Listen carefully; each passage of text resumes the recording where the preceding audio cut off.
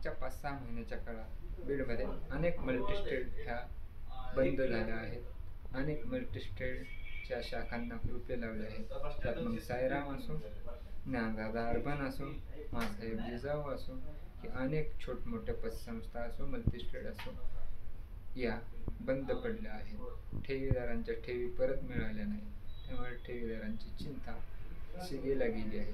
प्रशासनाची भूमिका समजत नसल्यामुळे ठेवी या पतसंस्था चालकांना, चेअरमनना प्रशासन आडोसा तर देत नाही आहे ना, असा प्रश्नही ठेवीदारांच्या मनातून येत आहे. त्यामुळे प्रशासनाने देखील योग्य ती कारवाई करून लवकरात लवकर या ठेवीदारांना आपल्या ठेवी परत देण्यास सहकार्य करावे, किंवा या मल्टीस्टेटच्या चेअरमननी आपली भूमिका जनतेसमोर मांडावी आणि लवकरात लवकर काय निर्णय घेऊन ठेवीदारांना दिलासा देता येईल हे या सर्व पतसंस्थांनी, मल्टीस्टेटने पाहणे गरजेचे आहे.